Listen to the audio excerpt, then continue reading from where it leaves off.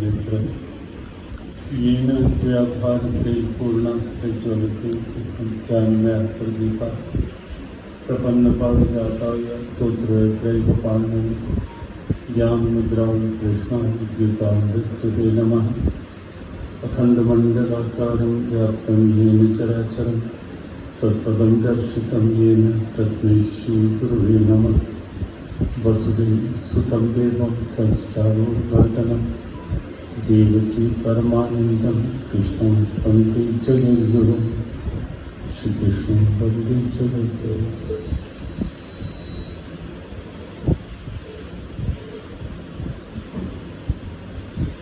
नारायण। एक मिनट के लिए भगवान नाम और एक संक्षेप में ही कुछ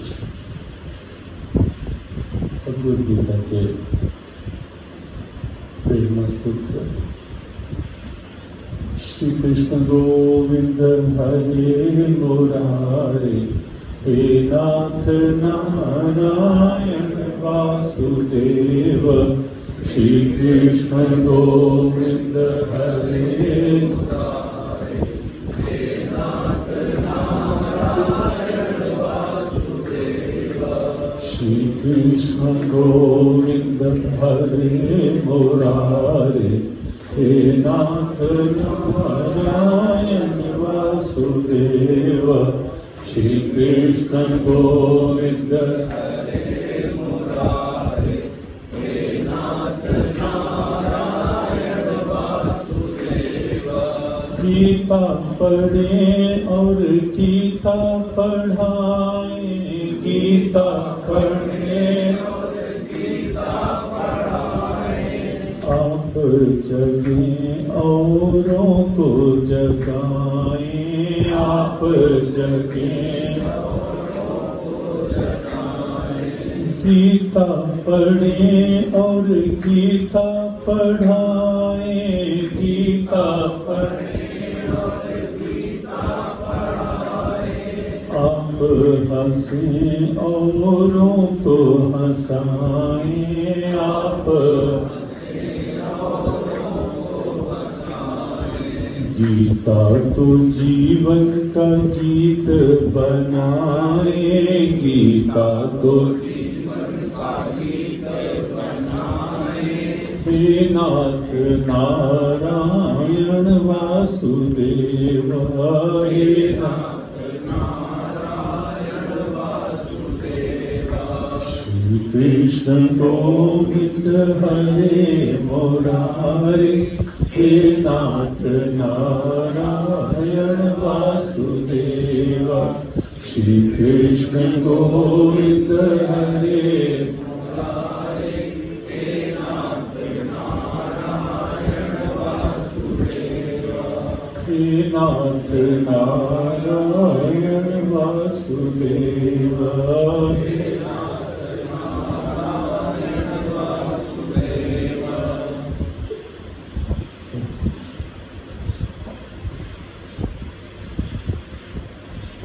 श्रावण मास के प्रथम सोमवार और भगवान गणपति से जुड़ी चतुर्थी तिथि इस सुप्रभात में आज यहाँ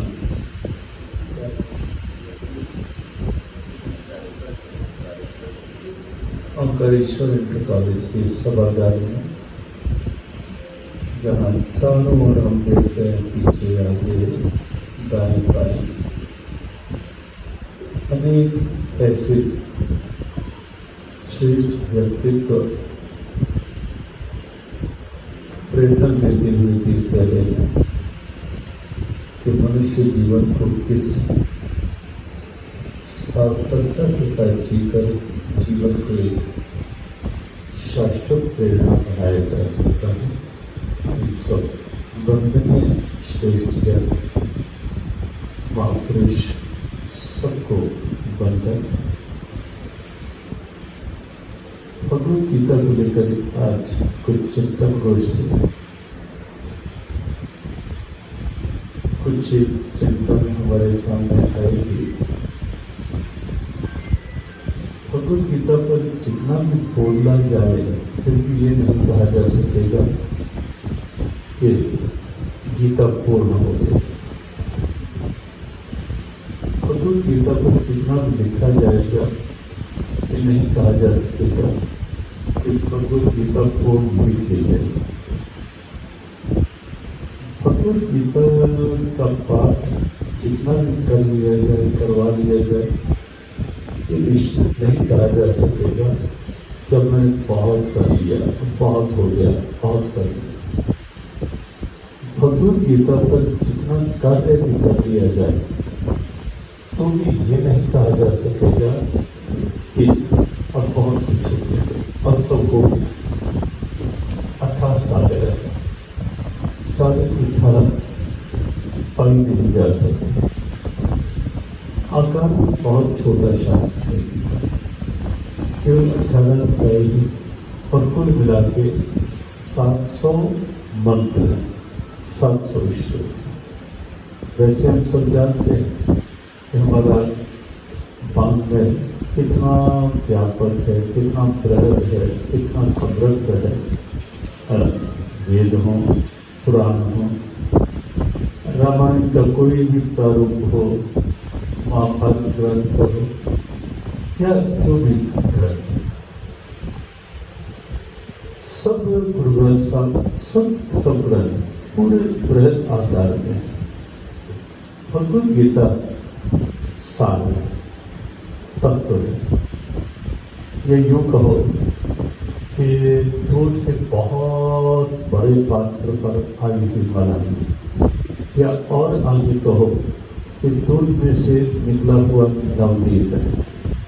भगवद गीता सीधी सार की बात है, जीवन की बात है। वर्तमान परिस्थितियों में क्या समस्याएं हैं और क्या समाधान है, दोनों बातें मंच पर और समक्ष। चिकित्सा क्षेत्र से हम लोग देख रहे हैं, बहुत से श्रेष्ठ जन यहाँ उपस्थित हैं। चिकित्सक अच्छा वही कहा जा सकता है, कहा जाएगा वो भले ही एलोपैथी में हो, आयुर्वेद में हो या किसी भी धर्म में, जो पहले रोग का सही कारण देख ले, डायग्नोज ठीक कर ले, उसके बाद उसका ट्रीटमेंट करना प्रारंभ हो जाए। डायग्नोज ठीक हो जाए फिर ट्रीटमेंट भी अच्छा हो। और बिना डायग्नोज किए केवल ट्रीटमेंट की बात निश्चित रूप से अधूरी तो रहेगी। भगवद गीता वो ग्रंथ है जहाँ पहले कारण देखा गया है, फिर निवारण की बात की गई है। जहाँ पहले डायग्नोज किया गया है कि समस्या क्या है, समस्या कहाँ से है और समस्या क्यों है, सारी बातें देखी गई है। समस्या क्या है, समस्या कहाँ से है और समस्या क्यों है। डायग्नोज करने के बाद भी ये देखना आवश्यक है ये रोग हुआ क्यों, इसका मूल कारण कहाँ से बन पाए और वहां तक ट्रीटमेंट पहुंच पाए तो निश्चित है वो एक परमानेंट इसको का ट्रीटमेंट का। तो भगवद गीता में आप देखेंगे अर्जुन को एक ऐसे पात्र के रूप में प्रस्तुत किया गया। वातावरण भी क्या था, युद्ध का। पूरे विश्व के चिंतक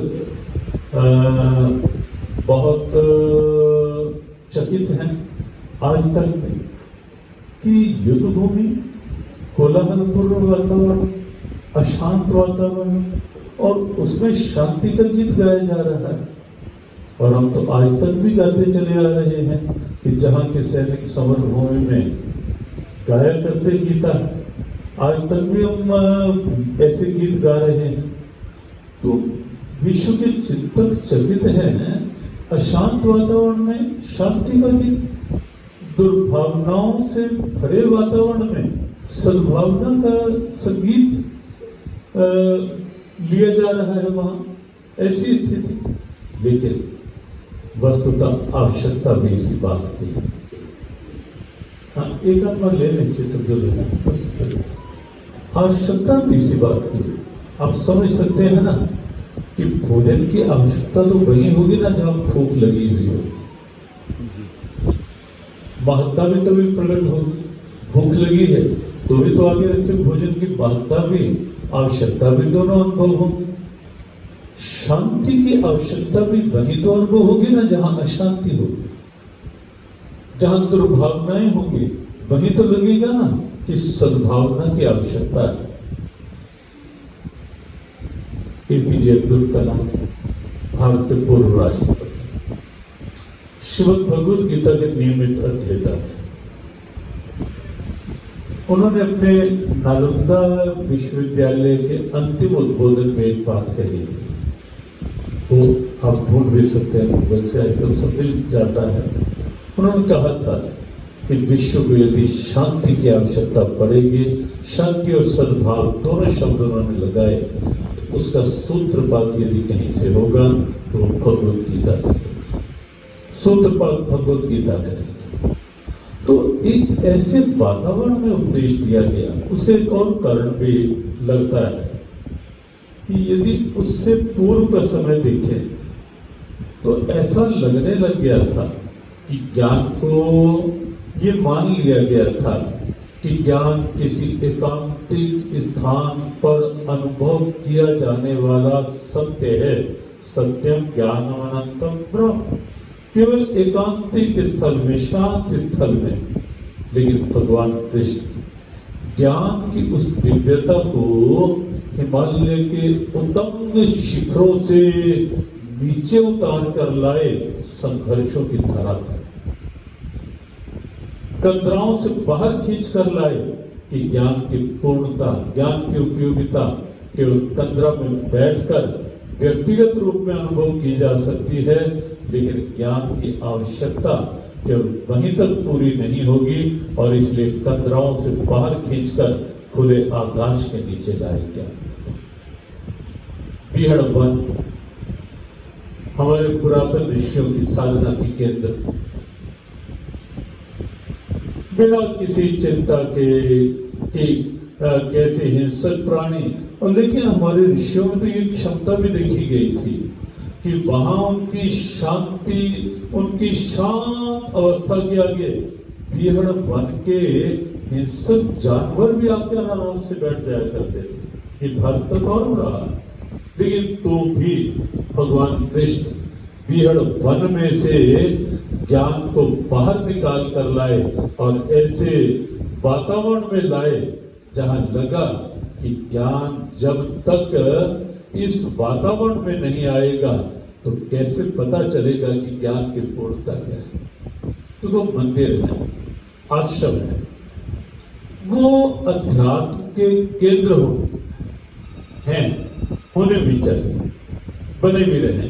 धर्म स्थल भगवान कृपा करें, अध्यात्म के केंद्र पूर्णतया धर्म दर्शन के केंद्र सही ढंग से बने रहे, लेकिन अध्यात्म की प्रयोगशाला जो है वो केवल मंदिर और आश्रम नहीं है।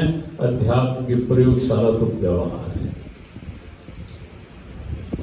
अध्यात्म के प्रतीक हो सकते हैं ये तिलक, ये माला, या अपना अपना वेश, या सब कुछ, लेकिन मात्र इतने में अध्यात्म सिद्ध नहीं होगा। हमारा सबसे संकेत की कुछ समय मोबाइल से थोड़ा ध्यान हटाकर ध्यान यही रखें, थोड़ी देर मोबाइल को भी विश्राम, और स्वयं भी थोड़ा मोबाइल से अलग। हाँ, कभी कभी अच्छा रहता है इस खिलौने से अलग होके भी। हाँ, कोई रिकॉर्डिंग थोड़ी बहुत कर रहे हैं तो अलग बात है, बहुत थोड़ी में बात कर। प्रयोगशाला व्यवहार है। हमारा व्यवहार बताएगा कि हम कितने गीता प्रिय हैं। व्यवहार को बताना चाहिए।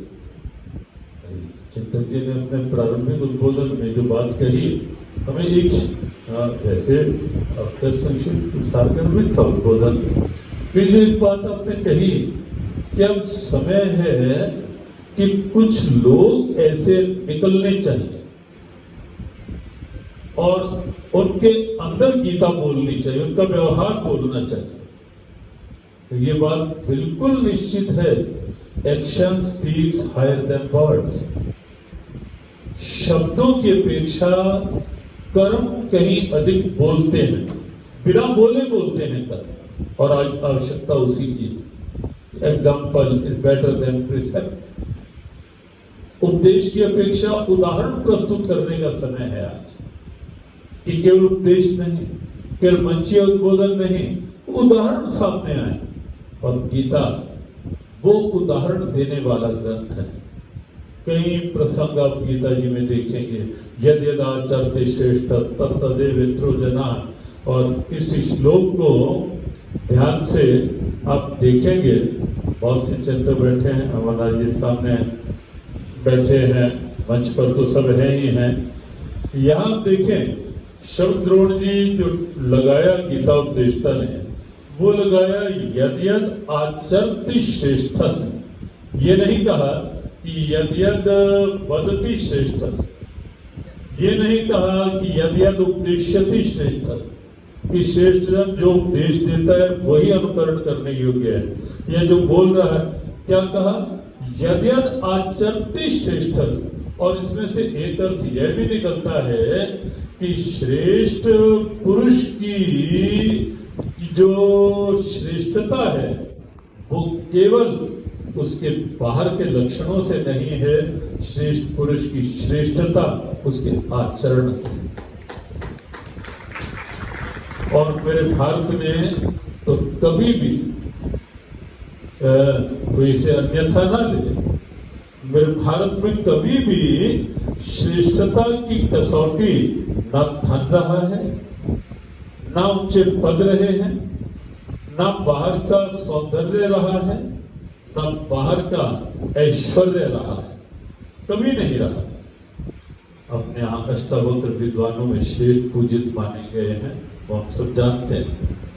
अपने यहाँ शूर्पणखा नहीं, उसकी जब दाम कटी थी, और आज भी वो कुछ बातें तो एक फ्रेज बन गई। आज भी लगता है कि कुछ ऐसा कर्म ना कर देना जिससे नाक कटवा दो खाता। ये तब से चलता आ रहा है।